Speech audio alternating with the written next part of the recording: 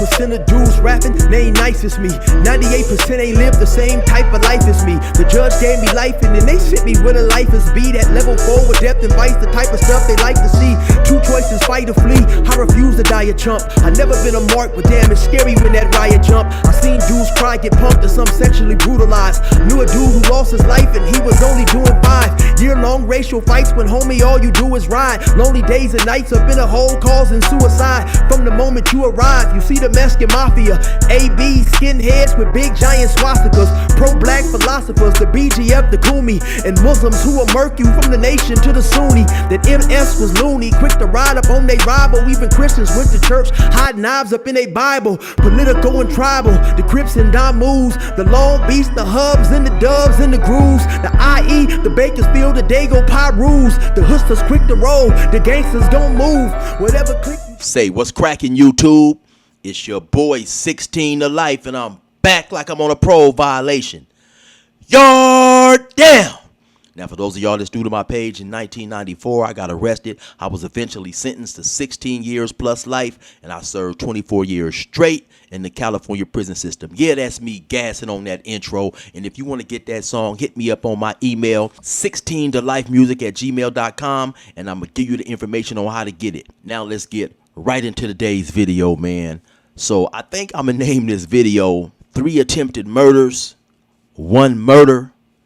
Was I really guilty? So I started telling stories somewhere around the time when COVID hit, and you know, people had to start staying in the house and things of that nature.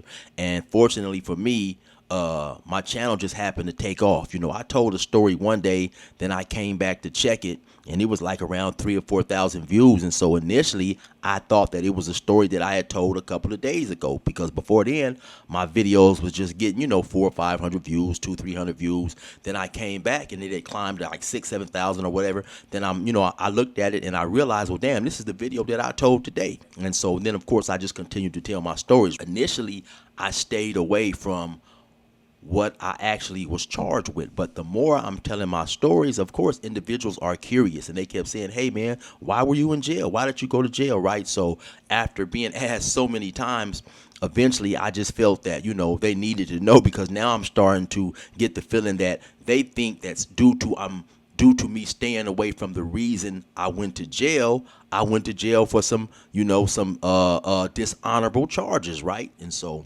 I came on out and I let them know my situation, which was I was at a house party. I happened to get into it with an individual, or actually the individual got into it with me. The individual approached me, right?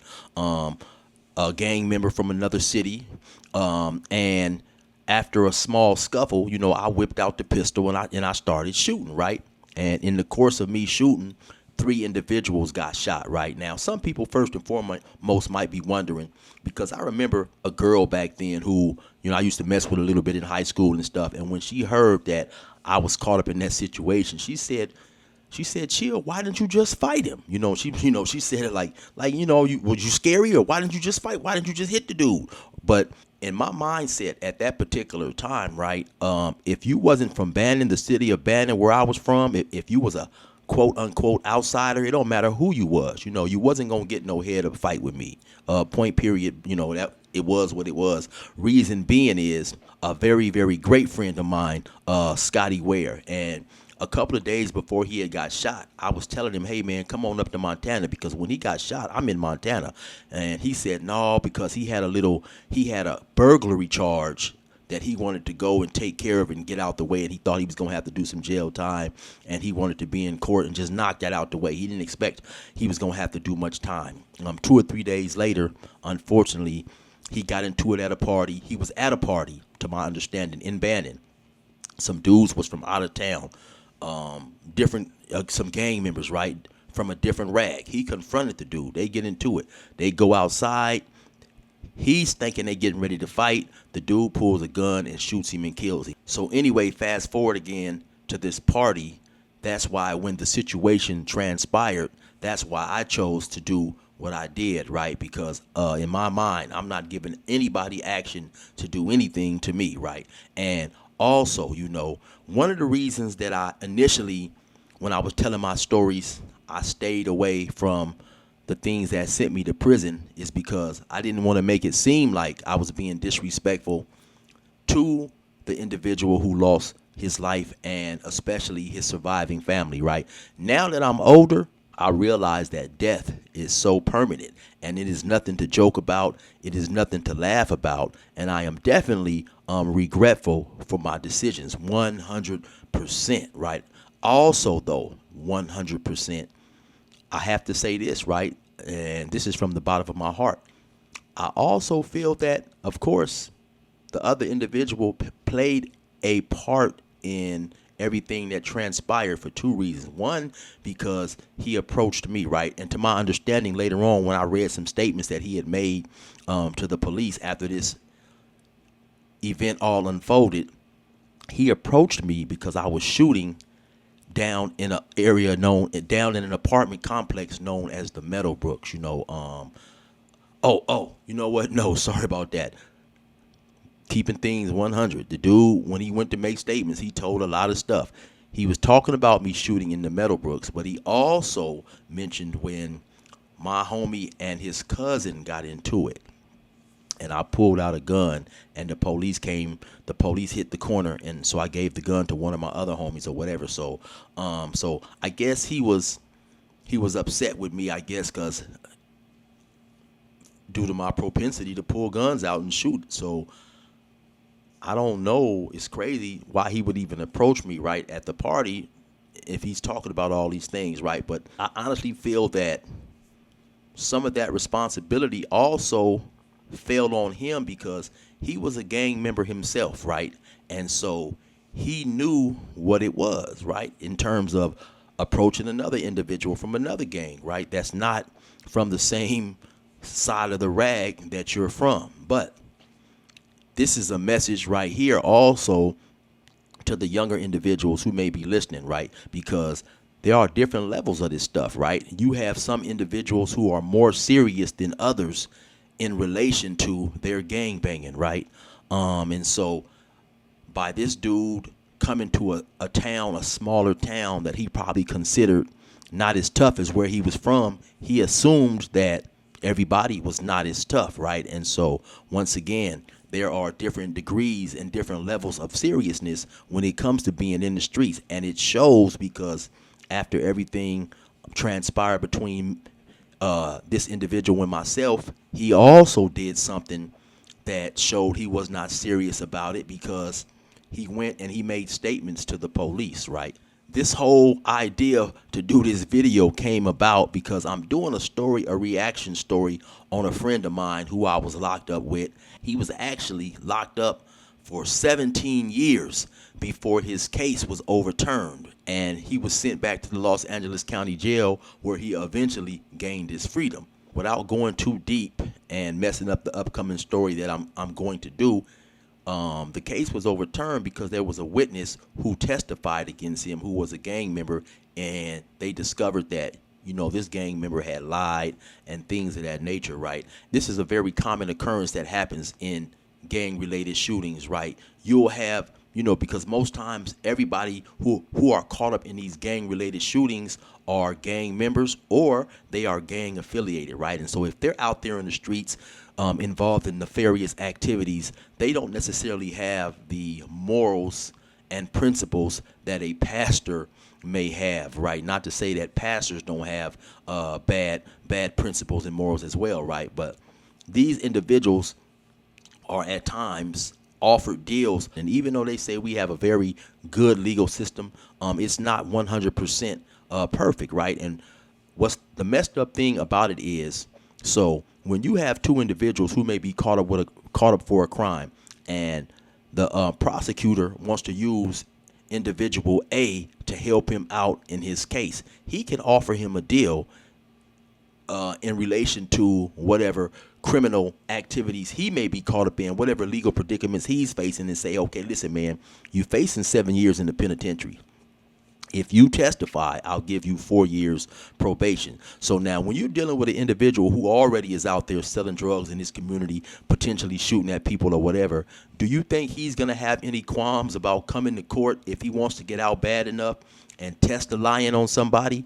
That's right, I said test a lion, because only thing that's worse than a snitch is a lying snitch. And some of these dudes will get up here and lie and change their story and pretty much say what the prosecution wants to hear in order to gain their freedom, right? And so I was caught up in a situation like that. There was a dude, and he passed away after I was out, so I'll say his name. His name was Pooney Scott. Not to be confused with the other Pooney from Bannon, who is also a snitch, Pooney Hunt. So if you listening, Pooney Hunt, I'm not talking about you. I'm talking about the other snitch, but fuck you while we at it. But so you know, and for the people out there, don't name your kids Pooney, because that you know, that just seems to be a bad name, right? It was two Pooneys out there where I was from. Both of them turned out to be snitches.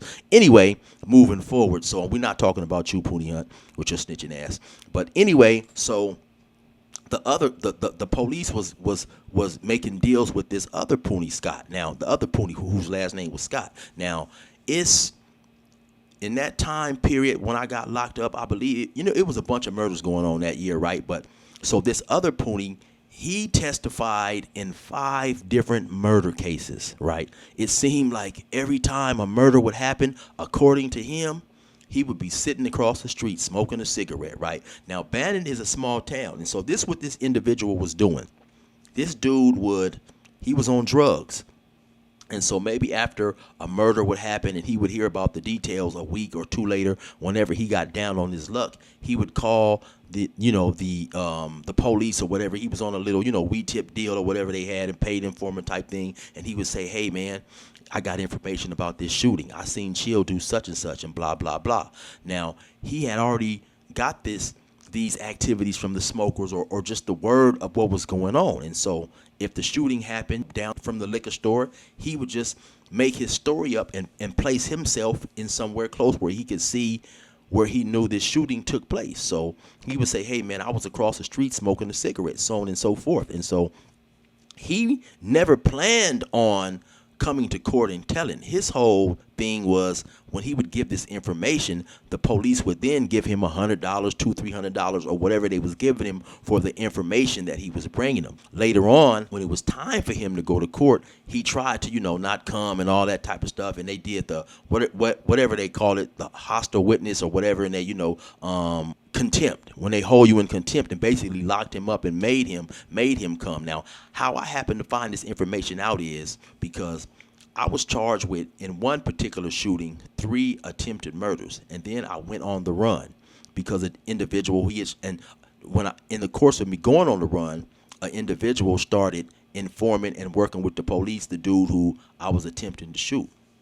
And so then later on, I was also unfortunately charged with his death as well. So initially, when I was arrested, I was just charged with the 3 attempted murders, even though they told me they would also be charging me with a murder. 5 or 6 months down the line, they also charged me with a murder, right? So eventually, I ended up getting two separate lawyers.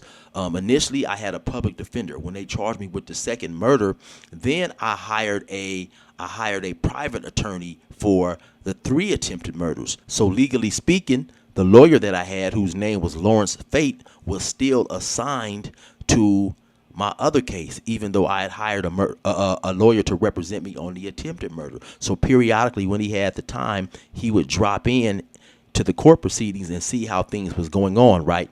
But I think, actually, now that I'm thinking about it, even before I hired the second lawyer, he had informed me once Pooney Scott's name came up. He said, oh, man, this guy is a snitch. He just so happened, this lawyer that I had, Lawrence Fate, he just so happened to be the lawyer of another individual by the name of, I believe his name was Puppet. Puppet was from, I believe, Pomona, if I'm not mistaken, and he had got into it. Puppet was a Crip, and he had got into it with a Blood who happened to be from Pomona out there in Bannon, and he had caught a murder case on him. And so just so happened this lawyer, Lawrence Fate, was also representing Puppet. And this dude, Pooney Scott, was also a witness against Puppet. So he had a lot of information in relating to all the murders this dude was testifying against. And so I'll never forget, early on when I was initially arrested for the 3 attempted murders, I'm getting brought on the bus from Riverside County to the courthouse in Bannon. Just so happened a homie of mine, my homie Reese, rest in peace, he was at the back of the bus. So we just hollering back and forth to each other. There is another dude on the bus also who's handcuffed going to court. His name happened to be Denzo. I'll just call him Denzo. Now, Denzo happened to be the individual who was given the party when I get into this incident, which led me to be initially charged with these 3 attempted murders. So they take us in there, they take us in there and unhandcuff us, and we're sitting in the holding cell. They call Denzo to go, to his little court proceedings or whatever. Denzo comes back talking about they offering him 5 years for something relatively small. I tell him, no, man, don't take that deal. They trying to work you or whatever. He said he has to go back after lunch. When he goes back and comes back after lunch, they have gave him probation. Now he's signed up and he done got some probation. I told him, see, homie, I told you they was playing with you. They was trying to work you, right? He was smiling all happy, like, yeah, I'm going home. So they let him out. He ends up going home once we get back to the county jail. Unbeknownst to me, he has went in there and told his lawyer to talk to the DA. He knows something about a shooting. And the shooting he knew something about was me. He claimed he had just heard me telling my homie what happened to the gun and where I put the gun, and due to the fact that it was his party, the information that he was going to give was useful, and that's how this dude ends up getting his probation, unbeknownst to me, until later on down the line I go to court and they call him in as a witness, right? And he got up there and he straight lied, right? This is what brought this video to fruition, just thinking about all this stuff right now. I had another lady in my case, and now let me say this, right? Because the question is, or the name of the video is, 3 attempted murders, 1 murder, was I guilty? The answer to that question is 100% yes. I was guilty in both cases, right? So that's no question. I was 100% guilty in both cases, but I always tripped on, when I went to trial, they brought several witnesses in there who was flat out lying.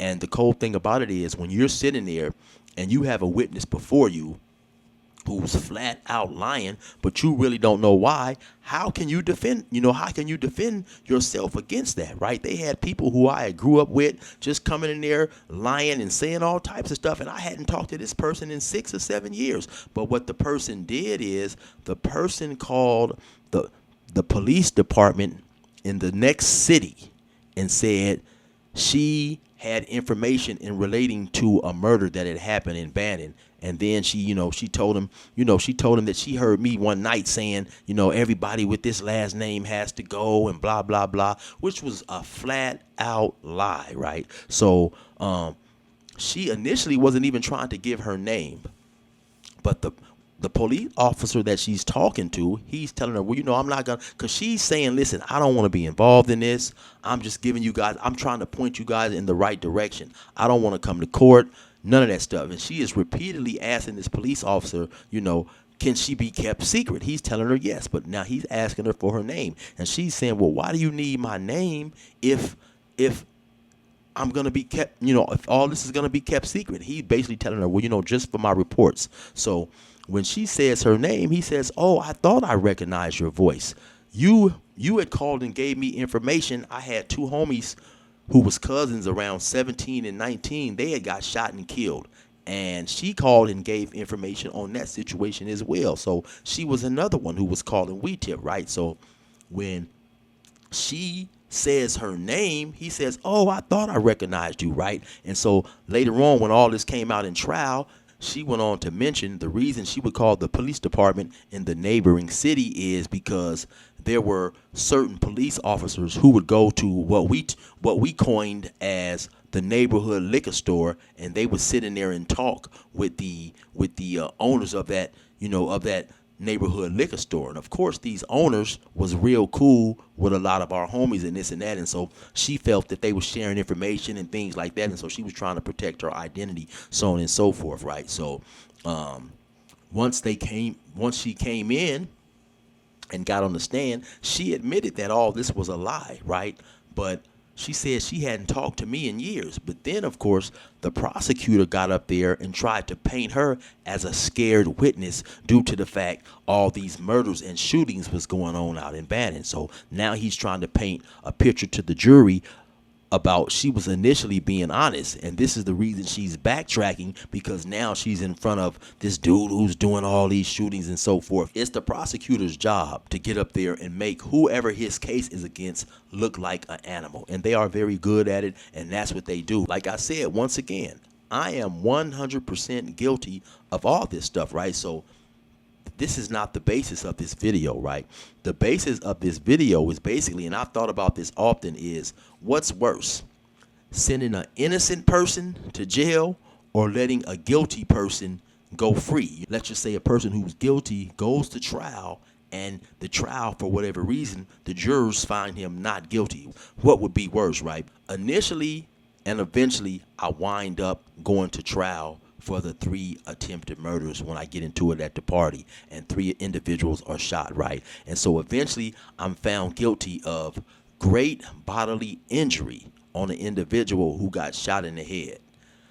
I'm also found guilty of premeditated attempted murder for the individual they claimed that I was trying to shoot, the individual who approached me, and then later on who started cooperating, and then at a later point in time I was charged also with the unaliving of a witness. Initially, I'm found guilty of premeditated attempted murder on him, even though the circumstances of the case showed that he approached me, a fight ensued, I whipped out and started shooting. Even in those 2 or 3 seconds that I made the decision to pull the thing out and start shooting, under law, that is premeditated. A lot of times we think premeditation has to be a thought out plan that takes, days and all that. No, according to the law, premeditation can be 2 or 3 seconds of thinking that you're going to do something and then you do it. And so due to the fact that I was found guilty of premeditated attempted murder, that is where I ended up getting the life sentence on an individual who wasn't even hit. For the dude who unfortunately got shot in the head, I was given a great bodily injury and given 9 years on that. And then on the other 2 counts it was 2 other individuals who got shot in the leg. One of them was my homie. I wasn't found guilty of any of those things. And another dude who I didn't know, who happened to be at the party, got shot in the leg. I wasn't found guilty of that either, right? Fast forward, like I said, now to the proceedings in relation to the murder, right? And actually, what was allowed was the DA's theory was that I killed a witness in his premeditated attempted murder trial.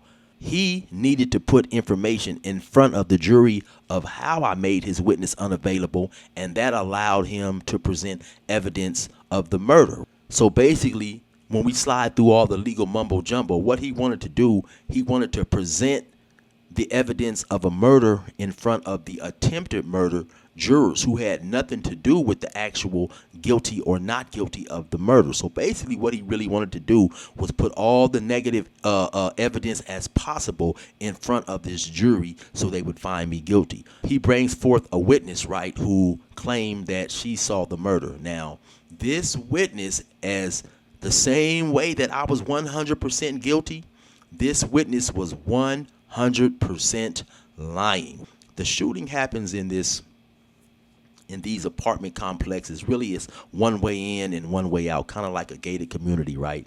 And so she claims, she told 3 or 4 different versions.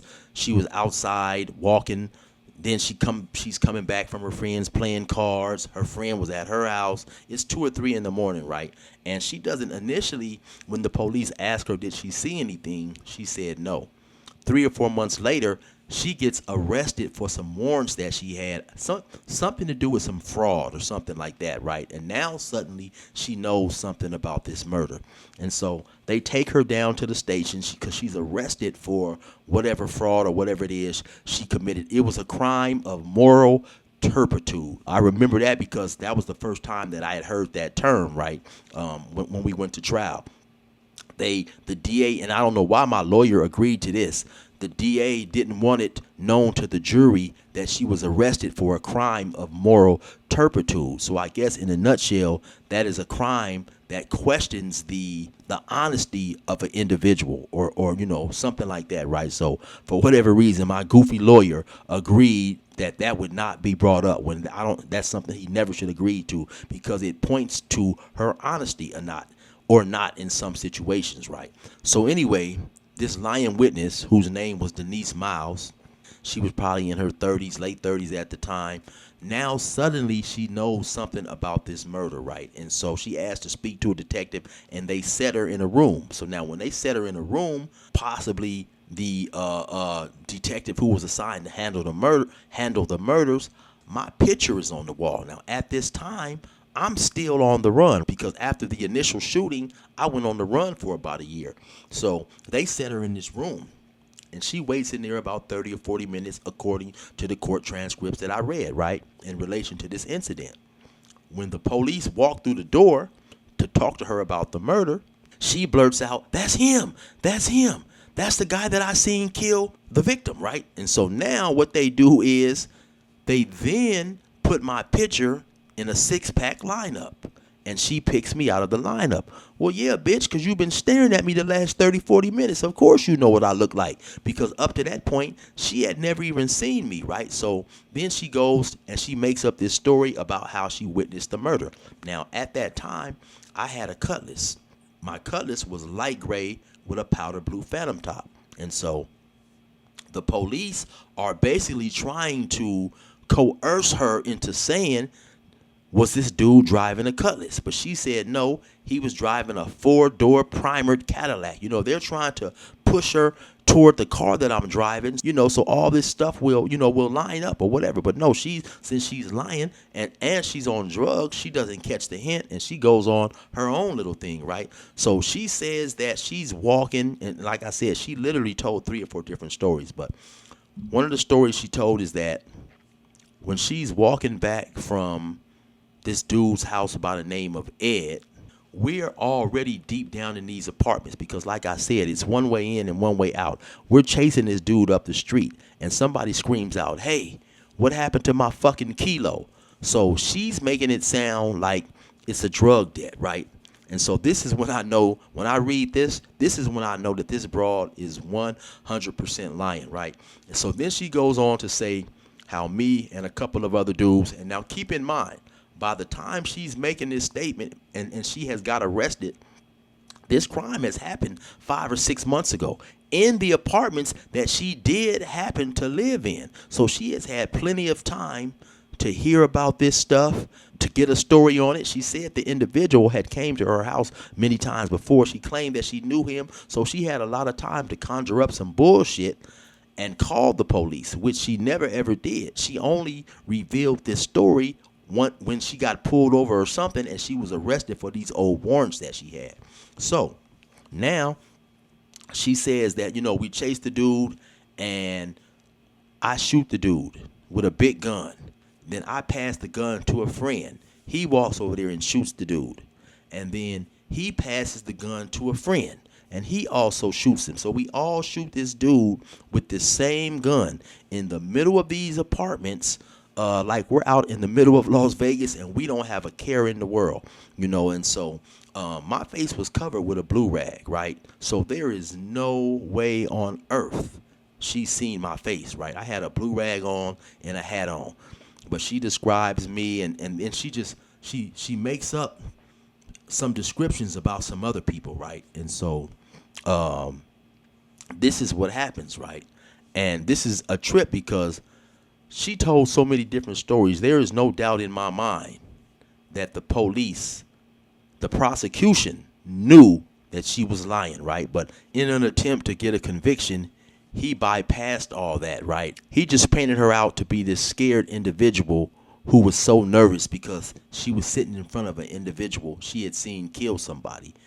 Then she goes on to testify that after this shooting occurred, a car came from the back. We all hopped in that car and left. And all this occurred while she was hiding, shaking in the bushes, maybe about 3 or 4 feet away from where all this went down, right? And so So keep in mind again, I'm admitting that I was 100% guilty. I'm just saying that this woman was not there whatsoever. Now, like I described earlier, these are some apartments and it's one way in and one way out. So it's a small little road that winds through these apartments and it's really only room for one car on there at a time. On each side of the road sit several apartments, right? And so when all these gunshots go off, I had a Mini 14, which is a extremely loud rifle that shoots 223s. You had several individuals run to their window and look out. And what they described, witnesses, 4 or 5 different witnesses, is seeing several men in the street with their faces look like it was covered with hats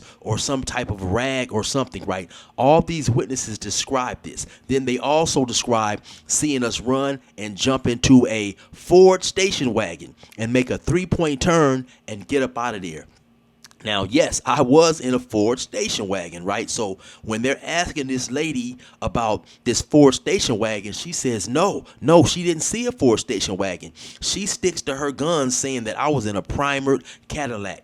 There is no way she could have been sitting in those bushes shaking and not see me hopping that Ford Taurus station wagon, right? So I knew that this woman was lying 100%. So I've always thought, though, what makes a person come to a trial and lie on an individual, right, and try to take their life away behind a lie? She didn't know. I mean, in her heart, she knew that she didn't see me do this, so she had no reason to believe that I was guilty besides the rumors she may have heard floating through the town. But I've never understood why she would come in there and tell a complete lie on an individual she didn't even know. And so once again, the idea of this video came to mind because during the time that I was incarcerated, you become cool with different individuals or whatever. I met several individuals who I had no doubt in my mind that they were innocent, right? And at times, the prosecutor will use individuals from the hood who have bullshit backgrounds, for lack of a better word. And so these individuals who have no scruples will get up there and lie on the individual. And just because, and once again, this is not in my case, right? But just because you live in a gang-infested community, or you even hang with gang members, or you are a gang member yourself, does not mean you are guilty of every crime the prosecutor says that you're guilty of, right? I have a good friend who happened to be in the car with some individuals. He fell asleep. During the time that he was asleep, the homies that he's in the car with decides to jack and rob somebody or whatever, right? And they do that, right? He was in the car, but he was not a participant in what happened. He wake up to hearing shots. Only thing he did was he did not tell on his friends. He refused to tell on his friends, and sometimes this happens. Sometimes you don't even have to be a gang member. You can be hanging around some individuals and something happens, and only thing you do is you refuse to tell. You may have grew up with these individuals. These individuals may choose to gangbang. You don't choose to gangbang, but you've been knowing them all your life, and something may happen and you just refuse to tell. There have been many times since I've been on YouTube, I may see something about a dude who's in jail or who's a criminal or who's alleged to be a criminal. And then you'll have somebody else in the comments say, oh man, fuck him. If he's in jail, fuck him. And when I see things like that, the first thing that comes to mind is this individual is just extremely ignorant, because everybody that's in prison is not always guilty of a crime. This brings to mind a story of an individual, right, who got accused of a crime. Now, according to the people who witnessed this crime, they had picked this dude out of a lineup, and they was 100% sure that this was the guy who had committed this crime, killed these people, or whatever it was they had charged him in doing, but it definitely was a murder. So this dude is arrested, he's picked up, and now he's sitting in the Los Angeles County Jail fighting some serious charges where he has been identified in a murder. Right now, this dude says, hey man, I didn't do no murder. What the hell is y'all talking about? But of course, everybody says they're not guilty. I went in there and pled not guilty. So of course, this dude is not believed whatsoever. Luckily for this dude, though, on the day that this murder was committed, he happened to be at a Dodgers game. Likely story, right? But at this Dodgers game on that particular day, I think there was a movie being filmed or a podcast, or excuse me, there was a sitcom being filmed. And I believe the sitcom had Jerry Seinfeld in it. Regardless of who it was, they had panned through the crowd, right?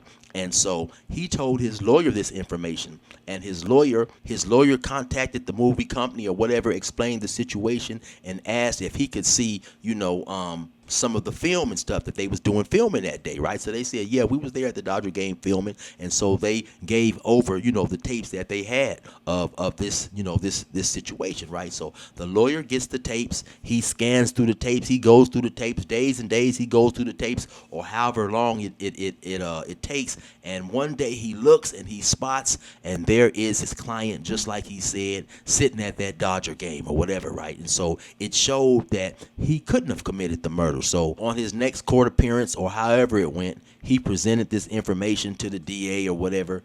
The DA looked at the tape, verified it was him, and so this dude was released from prison. But my point is, or excuse me, he was released from the county jail and these murder charges was dropped. But the point that I'm trying to make is, just think if he was not at that Dodgers game. Just think if he was at the Dodger game and they wasn't doing that recording or whatever it was that they was doing, right? Just think if the lawyer was unable to spot him that day, right? This dude definitely would have went to trial and got convicted of a murder, because he had witnesses who had positively ID'd this dude, right? And so just because an individual was locked up sometimes, it does not mean he's guilty.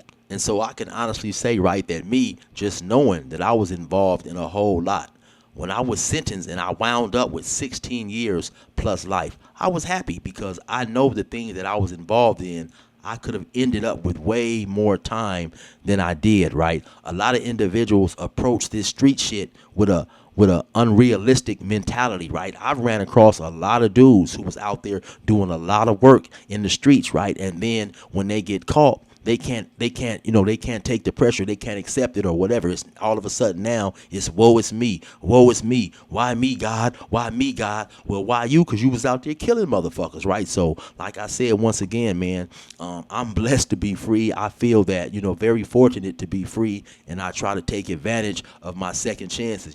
I know a lot of this shit goes over dudes' heads, man. You can preach to some of these young dudes and they just won't listen, man. They just won't listen until they find themselves caught up in a bad position. So, man, you youngsters out there, man, take heed and try to pay attention to this shit, because like I said earlier, there is levels to this shit, and there are different levels of commitment, right? Everybody, of course, that you're hanging with, they gonna act tough and they gonna say the right things when they're free, due to the fact that there is different levels of seriousness. Some dudes are more committed than others. And so while you may be extremely committed to staying down, shooting, so on and so forth, some of your homies is not. And when you get caught up in a situation and those dudes get faced with a large amount of time in prison, you will then see that their level of commitment was not as serious as yours when they're on that stand, pointing that hand, telling on your ass. So anyway, you already know what it is. It's your boy 16 to life. Resume normal program.